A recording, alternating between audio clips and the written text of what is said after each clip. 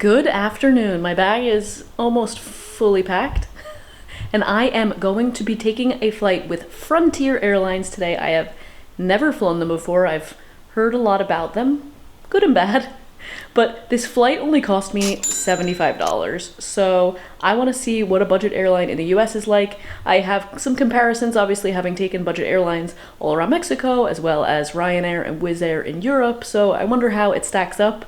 It's already kind of the same in terms of packing, like what bags you're allowed to bring. This is literally the size of a personal item, because a carry-on is $74 each way. So we're not paying that. It's about a 3-hour flight from Seattle to Phoenix, so let's see what it's like. If you've never used Frontier before, you actually have a lot of seat and ticket options when you book through their website.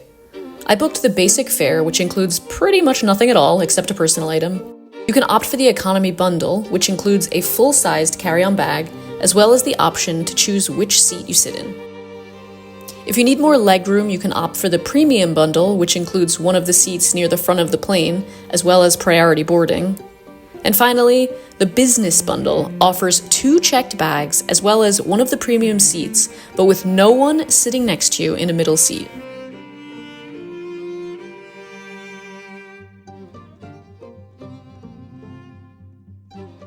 Every ticket has a boarding number, and they call each boarding number in order until that group is finished boarding, much like every other airline out there. You also get a seat number here, which is unlike Southwest, where it's kind of every woman for herself. The flight was in the evening, and I had the joy of flying right over Mount Rainier. The plane was comfortable, but the only strange thing about this flight was that my seat in particular didn't have the ability to recline, which was fine for a short flight, but if I was flying across the country, I might have been bummed about that. We landed in Phoenix about 20 minutes ahead of schedule, and we were quickly off the plane. And if only this was a one-way trip. Number 1, this video would be incredibly short. And number 2, I would have nothing but great things to say about Frontier. But alas, it was a round-trip ticket, and I needed to come back from Phoenix to Seattle with Frontier. And it was a nightmare. It was a nightmare. I got to the Phoenix airport about 2 hours early. I had a rental car, so I wanted to have time to drop it off. And I got to the terminal about 3:30. My flight was at 5:45, I believe. And I noticed right as soon as I got through the security area that the flight was going to be delayed a little while. So I think it was delayed from 5:45 to like 6:30. And that was fine. The flight was like a little bit delayed coming in from wherever it was coming from. No problem. We board as normal. It seems like we're just gonna have like a short delay. Everyone gets on the plane, everybody puts their bags. It's very pleasant. The staff are very friendly, just like they were on the way here. This was a little bit of an older plane. I noticed we had these tray tables that were like, pointless. They were like this big. I've never seen anything so small in my life. But otherwise, it was getting later. The sun was starting to set. And we took off. No problem. Thought I was on my way home. And about 25 minutes into the flight, we start getting like some pretty bad turbulence, and the captain comes over the speaker and says that there's some sort of problem with the pressurization. So we're turning around and we're going back to Phoenix to have it checked out. It seems to take a really long time to get back to Phoenix. We land and it's now like after 7 o'clock. We're sitting on the tarmac and the captain comes on again and says that we are going to stay on the plane. We're not gonna get off the plane. The maintenance guys are gonna come and they're gonna check the plane, and we're gonna be right back on our way. We wait about a half an hour. Obviously, like, everybody starts getting like itchy feet. Everybody wants to like suddenly stretch and, like walk up and down the aisle. And the Finally, the captain comes back on the plane and says that we are going to taxi into the terminal. We're going to get off the plane. They need to do more checks and it's going to be further delayed. At this point, I'm like 99% certain the flight is going to be canceled.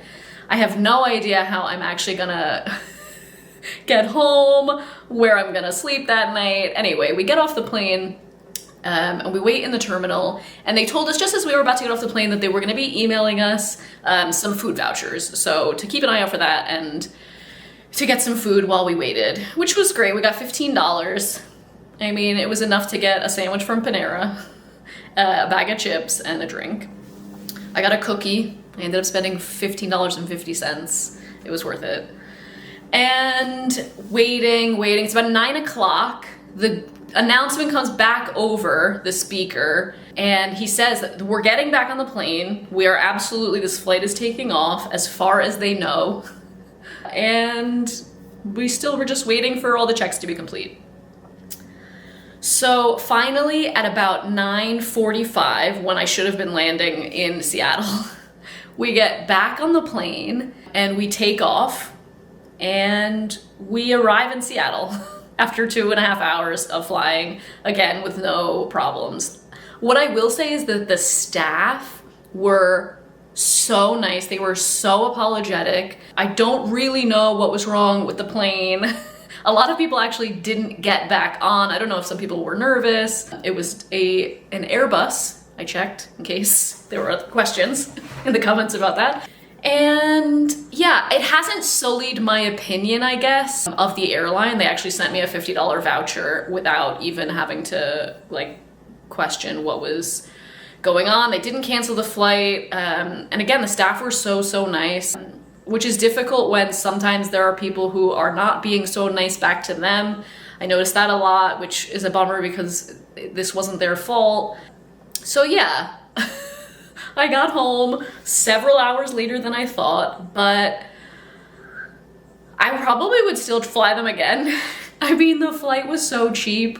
At the end of the day, you get what you pay for in some senses. I've been on more expensive flights in the US that have been equally delayed. I haven't had great experiences with other US-based airlines either. But it's very fascinating to me after so much travel around Mexico and around Europe and even other parts of Asia and Oceania. I have never experienced so many delays as I have in the US. It's almost like every single flight, you're just assuming it's gonna be delayed.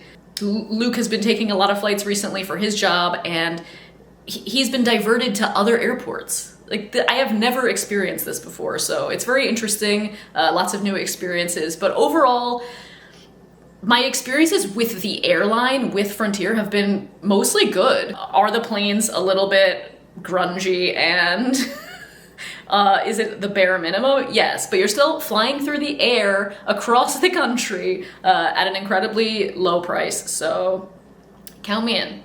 If you have any questions or you have some stories of your own about Frontier, I would love to hear them in the comments below. Have I scared you off from flying them? I hope not. Let me know. If you enjoyed this video, please give it a thumbs up. It really supports my channel, and I will see you next time.